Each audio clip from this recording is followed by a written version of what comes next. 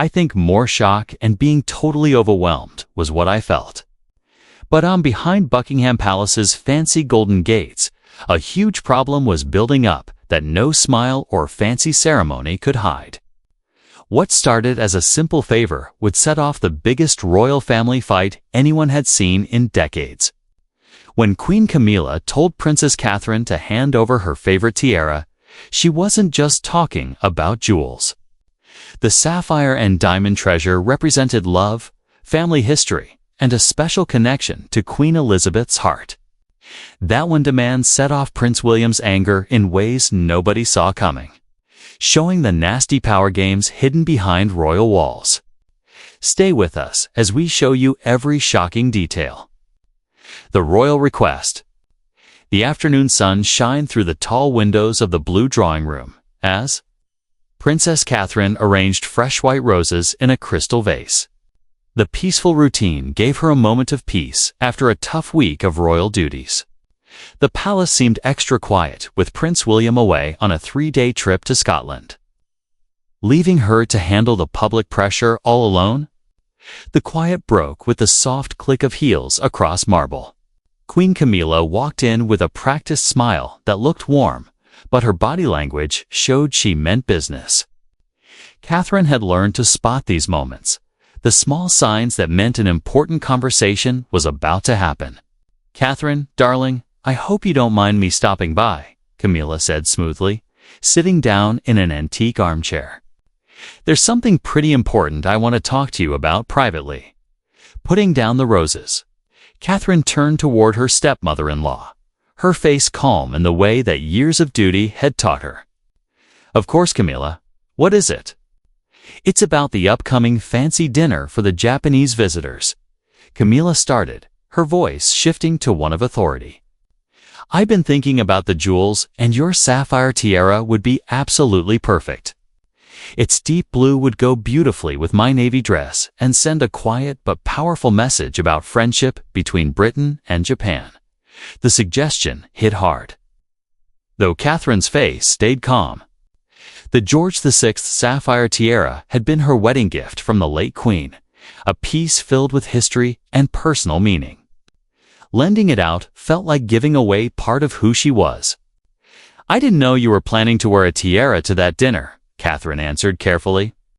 "I thought maybe the sapphire necklace and earrings would be better." Camilla's smile got tighter. "As Queen, I need to make the strongest possible impression on our guests. A tiara shows the full power of the monarchy. Surely you understand how important it is to present a united family front at such an event." The way she said it struck Catherine like a criticism. United family front. It wasn't a request, but an order disguised as diplomacy, carrying the weight of expectation and duty. To say no risked looking selfish. She hesitated, torn between loyalty and personal feelings. The late Queen had once told her that the sapphires matched her eyes and showed her strong spirit. To see them worn by someone else would feel like breaking that trust. "It is a really important piece," Catherine said slowly, her voice calm, though her heart beat faster. Her Majesty was always specific about when and how it should be worn, which is exactly why it's perfect for this dinner. Camilla replied smoothly. The late Queen would have liked such symbolism. These jewels belong to the crown, not to one person. The reminder of the royal pecking order pressed down with quiet force. Catherine felt once again the truth of her position. Not born into this life, but tied to it. Dealing with a system where rules always beat personal feelings. The reluctant agreement. The room seemed to get smaller. The walls of the blue drawing room closing in as silence hung between them. Catherine's fingers touched the edge of the vase, keeping herself grounded in the familiar coolness of crystal. She could hear her own heartbeat echoing in the quiet while Camilla's presence filled the space with a quiet authority that demanded an answer. Catherine knew what was expected. Years within the family had taught her that duty often meant swallowing pride and giving up personal preference. But this was different. This wasn't a dress or a speech. It was a treasure connected to her by the hand of the late queen herself, given in a moment of deep trust and recognition. She remembered the words whispered softly, almost like a blessing. "These sapphires suit you, my dear. They show your loyalty." To let them pass from her head to someone else's, even for a single evening, felt like breaking a silent promise. Still, Catherine also knew that going against the wishes of a reigning queen risked more than an awkward moment. It could break the delicate balance of power and respect within the family. The very balance she had worked hard to keep. Camilla watched her closely, her smile gentle but edged with certainty, as if she already knew how this would end. "Catherine, you've always shown such grace in these situations. It would mean a lot to me, and more importantly, it would mean a lot for the crown." Bringing up the crown left little room to say no. Catherine took a breath, steadying her voice. "If it's really what you want, then the tiara will be available for you to use at the dinner." Camilla's eyes lit up with satisfaction, though her response was coated in politeness. "How very thoughtful of you. I knew I could count on your good judgment." A wave of defeat washed over Catherine as she spoke the words out loud. It felt like she had just given away a piece of her soul, but she kept her face calm. That, too, was part of her job, never letting the private storm show on the outside. The queen stood up gracefully, smoothing the folds of her skirt. "I'll have the staff make the necessary arrangements. You've relieved me greatly, my dear. Our guests will be really impressed." She leaned forward, pressing an automatic kiss to Catherine's cheek before leaving with the same measured grace with which she had entered. When the door closed, Catherine sank into the nearest chair, the air leaving her lungs in a quiet sigh. Alone again, she let the mask fall, her forehead creasing as the weight of compromise settled on her. She had agreed, but her heart pulled back from the decision. Her eyes drifted toward the vase of roses, their whiteness bright against the crystal. They seemed suddenly symbolic, a reminder of purity overshadowed by necessity. She reached out and adjusted a single flower, as if fixing the arrangement might steady her own spirit. Duty had won the moment, but inside her, a quiet promise formed. The tiara would come back to her, and its meaning would not be forgotten. Whispers in the hallways. Word of Catherine's reluctant agreement didn't stay locked in the blue drawing room. Within hours, the information had spread through the palace's complex network of staff, advisors, and private secretaries. By evening, everyone from the youngest footman polishing silver to the most senior. People planning ceremonies had heard some version of the story. The details changed in each retelling, but the main point was clear. Queen Camilla had asked for the George VI sapphire tiara, and Catherine had agreed. In the basement dining hall, where the staff gathered for their evening meal, opinions were divided, but strongly felt. Mrs. Patricia Hartwell, who had worked as a dresser for 3 decades, spoke with firm belief. "It's not right, if you ask me," she said, setting her teacup down with such force that the china rattled. That tiara was given by the late queen herself to Princess Catherine on her wedding day. You don't pass around such treasures as if they were just trinkets from the collection. Thomas Ashford, a senior valet with an instinct for diplomacy, nodded cautiously. Rules exist for these things. Personal gifts aren't supposed to circulate like shared property. They carry history and feelings, not just sparkle. His words were measured, but the warning in them was clear. Conversation stopped suddenly when Jennifer Walsh, Queen Camilla's personal secretary, walked in. Her polite smile showed little, but the tightening of her eyes made it clear she had caught the general idea of their discussion. As she poured herself tea, the room fell silent. Every servant reminded that palace walls always had listening ears. Somewhere else in the upper offices, the tone was more careful, but equally worried. Sir Edward Patten, the deputy private secretary, spent much of the evening answering careful questions. "Is there a precedent for this?" asked Margaret Collins, who oversaw ceremonial events.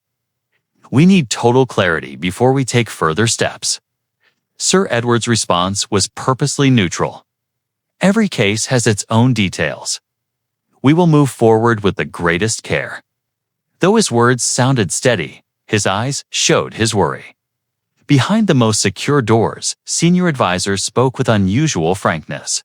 Jonathan Pierce, a veteran courtier, leaned back in his chair, sharpening his determination that Catherine would not put up with such treatment again. The most troubling discoveries came from Mrs. Patricia Hartwell, the senior dresser, who agreed to speak with him privately in his study. Her voice trembled with both respect and anger. "Your Royal Highness, this isn't the first incident of its kind. Over the past 18 months, there have been several times when Her Majesty has requested personal items from Princess Catherine.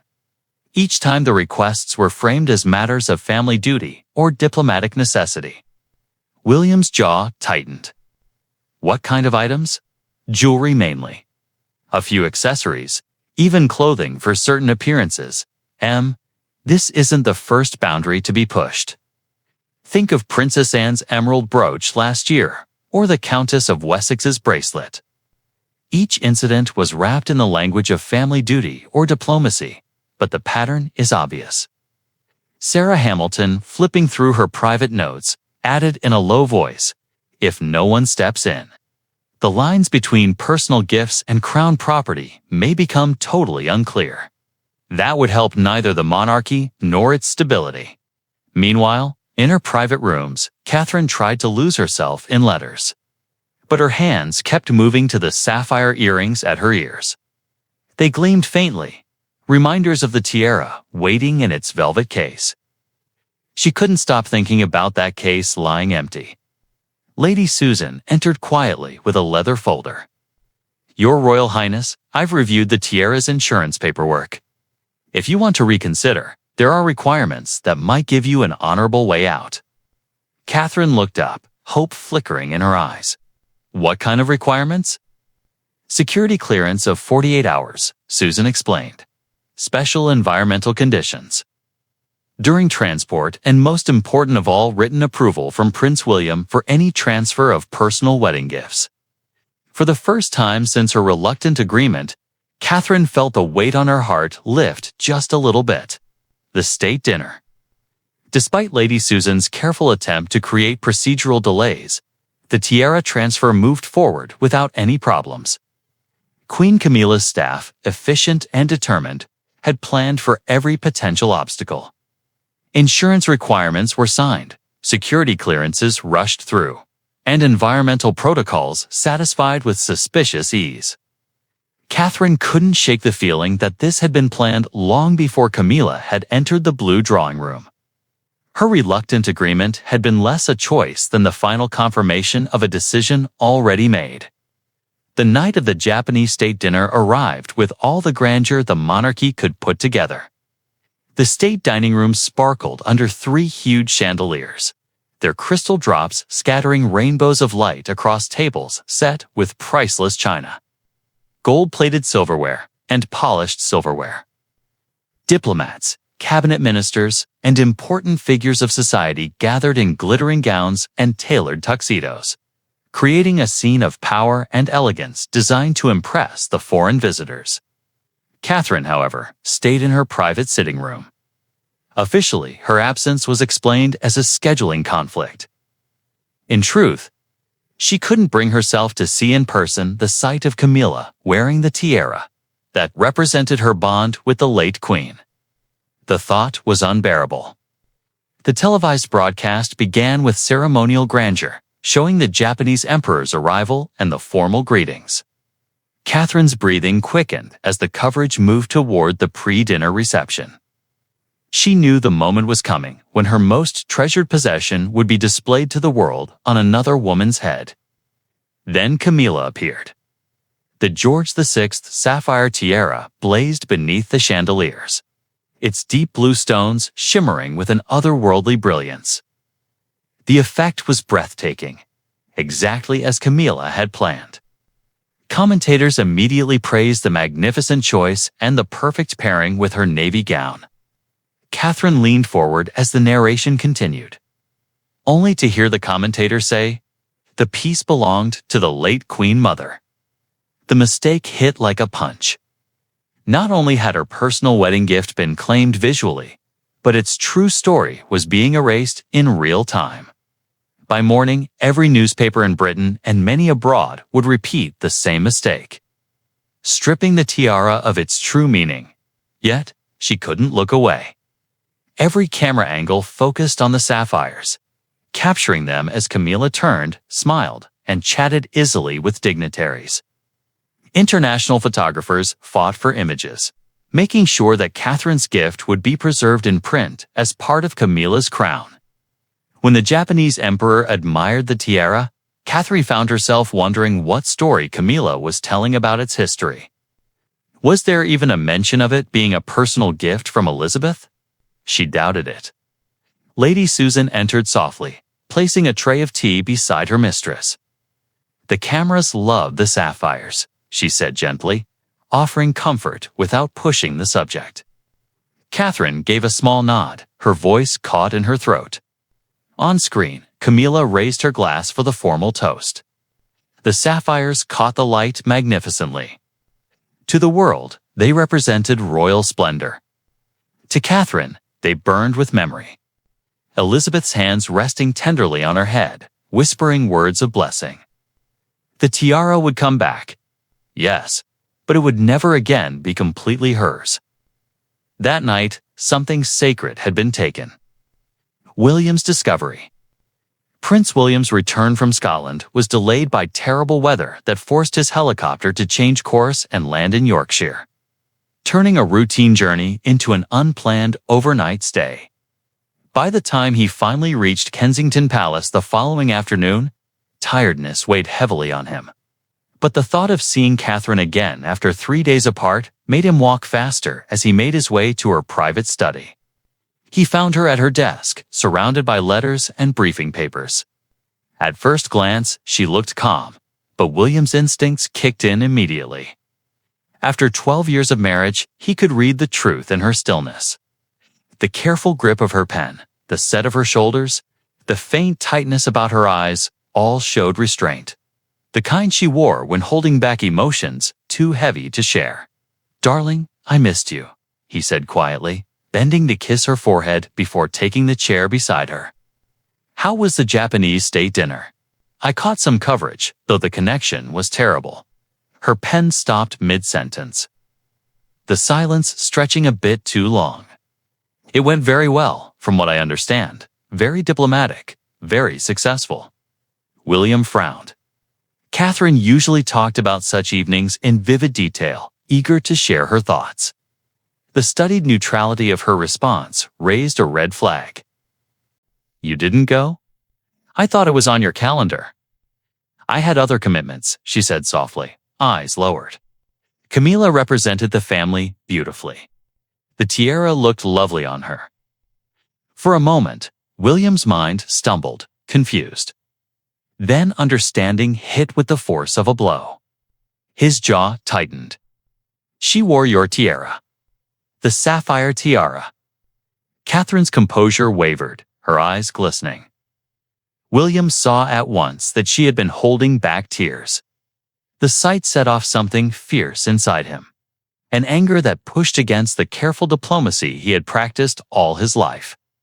"She asked to borrow it," Catherine whispered. "She insisted it was right for the visitors. I could hardly say no without seeming uncooperative." The words burned. William's hands clenched as he walked to the window, fury rising. The George VI sapphire tiara wasn't just another heirloom. It was his grandmother's personal gift to Catherine, chosen with thought and love. His grandmother had once told him privately that she believed the sapphires represented Catherine's steadfast nature, her strength in joining the family. To see the tiara reduced to a prop for diplomacy felt like an insult to her memory. "She asked you to give her your wedding present to show off before foreign dignitaries." His voice was edged with steel. "She framed it as duty," Catherine said almost apologetically. She claimed the late queen would have wanted such treasures. used for state occasions that the jewels belonged to the crown rather than the individual. William turned sharply, his expression darkening. That is manipulation, nothing less. He struggled for composure, but his voice shook with contained rage. Where is it now? Still with Camilla's staff, Catherine admitted. They mentioned official portraits before its return. The casual extension of the loan made the wound deeper. To William, it was no longer just about jewelry. It was an assault on memory, on loyalty, on the sacredness of a gift meant to bind Catherine forever into his grandmother's trust. The investigation. William spent the rest of the afternoon quietly doing his own research, using the private network of staff who had served his family with loyalty for decades. What he found out didn't calm his anger. It made it worse, Aris Hartwell explained, her discretion battling her concern. Princess Catherine has always gone along, but afterward she seemed smaller. The staff have noticed her distress. Hearing this, William's anger cooled into something sharper, a deliberate calculation. This wasn't a single mistake by Camilla. It was a pattern, a slow wearing down of Catherine's independence, taking advantage of her desire to keep peace within a complicated family. To William, it looked less like tradition and more like bullying disguised as unity. Later, Sir Edward Patton, the deputy private secretary, offered more information during a carefully arranged meeting. Department heads are increasingly worried about the precedent being set, he confided. The line between personal gifts and crown property is fundamental. If blurred, it risks undermining centuries of rules. Has anyone confronted the Queen directly? William pressed. There have been efforts through proper channels, Sir Edward admitted. But those discussions have not changed the pattern. It was clear the household had reached its limits. Their loyalty to Catherine was obvious, but their positions left them powerless to protect her.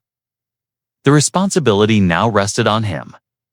That evening, William placed a private call to his father, hoping the king might step in. Instead, the conversation left him more disappointed than ever. Camilla is only doing her job with dignity, Charles said, his voice tinged with tired dismissal. Jewels are meant to be worn, not hidden. William's patience broke. That tiara was Granny's wedding gift to Catherine. It wasn't meant as a stage prop to impress dignitaries. William, you're being dramatic, Charles argued. Family members have always shared jewelry. It's tradition. The call ended without resolution, a familiar ache of disappointment rising in William's chest. If his father wouldn't protect Catherine, then he would. Back in their apartments, he found Catherine trying to read, her gaze unfocused. He sat beside her. I spoke with Father. Alarm flickered in her eyes. William, I don't want you fighting with your family. The tiara will be returned. Let it go. He took her hands firmly. This isn't about the tiara. It's about you, your dignity, your place, your worth. Granny gave you that tiara because she loved you. To see it misused is to see her memory misused. Catherine's composure broke, tears spilling freely. William held her tightly, rage and tenderness mixing. Tomorrow, he promised he would confront Camilla himself. The royal showdown. William arranged a private meeting with Queen Camilla the next morning, insisting it be held without assistants or witnesses.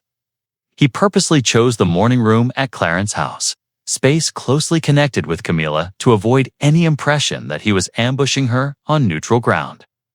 The setting would make clear that he came not for a petty argument, but for a serious reckoning. Camilla arrived on time, her smile polished as always. Though it faltered when she noticed William's rigid stance and the simmering anger in his eyes. She sank into her usual chair, voice smooth and practiced. William, how good to see you. How is Catherine? I so appreciated her generosity with the tiara. It made such a wonderful impression at the dinner. The word generosity set off William's fury. He didn't sit. His towering presence made the seriousness of his intent undeniable. "Camilla, we need to talk about your treatment of my wife. What happened with the tiara was unacceptable. It must never happen again." Camilla blinked, her expression sharpening. "I beg your pardon. I asked to borrow a piece of jewelry for an important occasion." Catherine agreed readily. There was no problem. Catherine felt she had no choice but to agree. William shot back, voice hardening. "You twisted her loyalty to this family into a tool of pressure. That tiara wasn't just jewelry. It was a wedding gift from my grandmother, a symbol of her love and acceptance."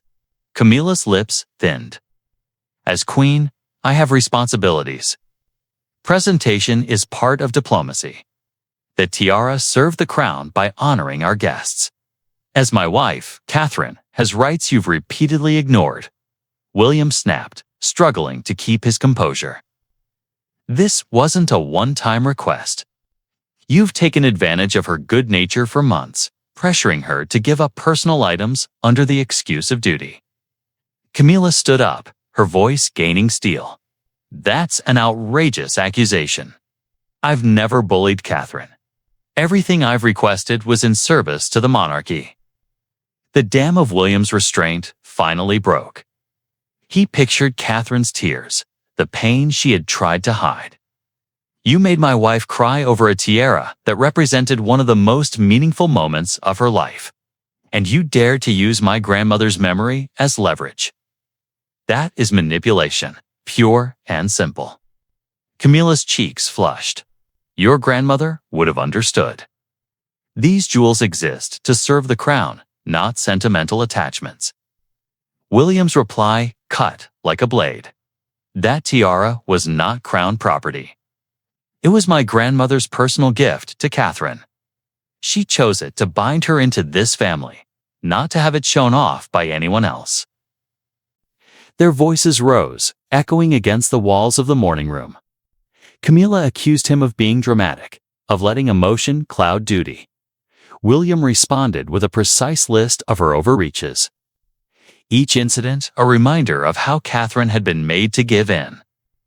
Finally, Camilla played her trump card. "I am queen. My position is clear." William met her gaze without flinching. "You are my father's wife," he said coldly.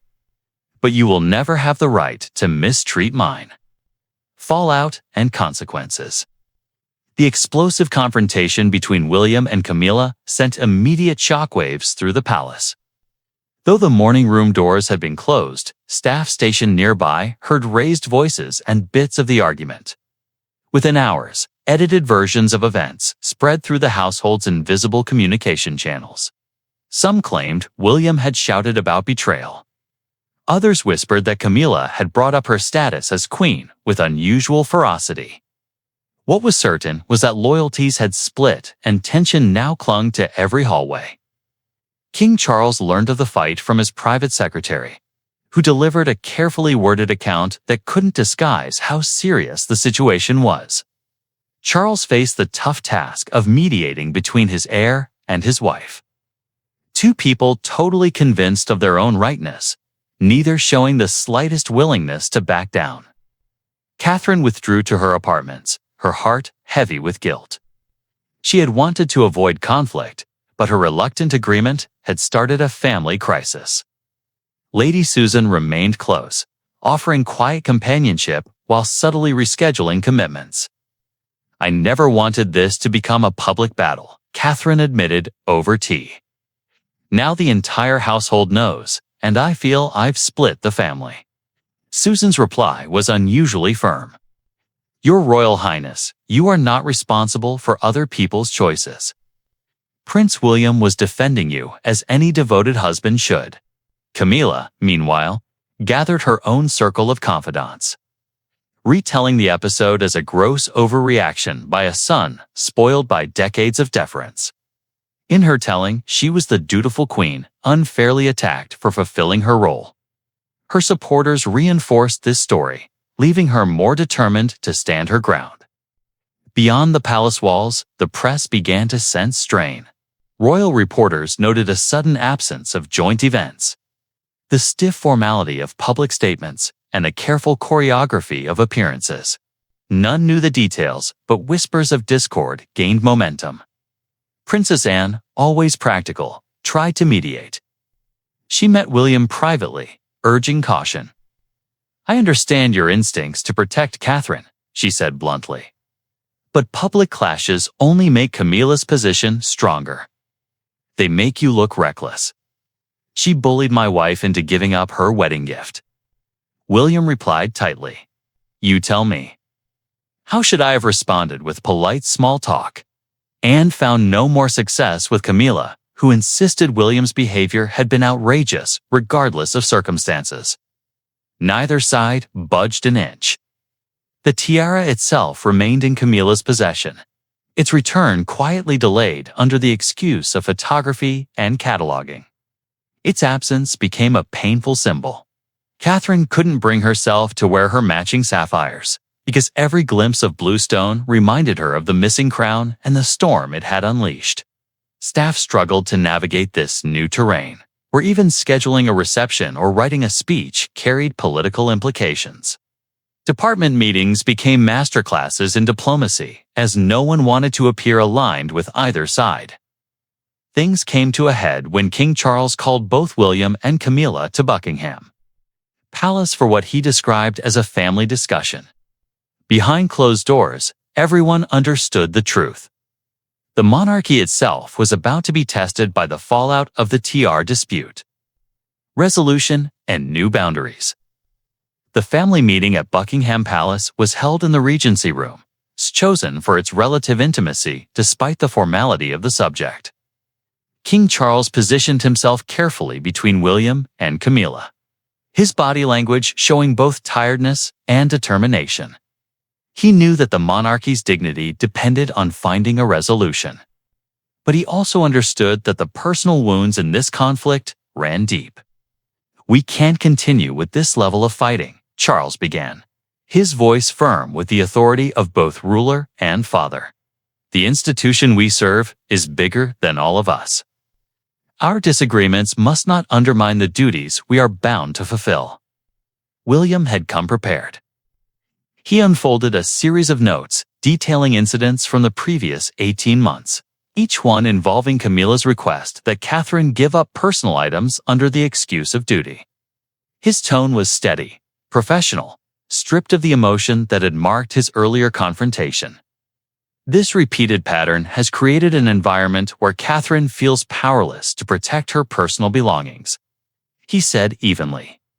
The tiara incident was only the most visible example of behavior that can't continue. Camilla's response was quick, focusing on her role as queen and the necessity of appropriate presentation at state occasions. But before she could push her point, Charles lifted a hand, signaling he had already formed his judgment. "The sapphire tiara was a personal wedding gift from my mother to Catherine," Charles said with unusual bluntness. "It was never part of the crown collection." Treating it as shared property was inappropriate, regardless of diplomatic context. The statement landed heavily. For William, it was vindication. For Camilla, it was humiliation. Her cheeks flushed, but she stayed silent as Charles pressed on. "We will now establish a clear rule. Personal gifts, especially those from the sovereign, are private.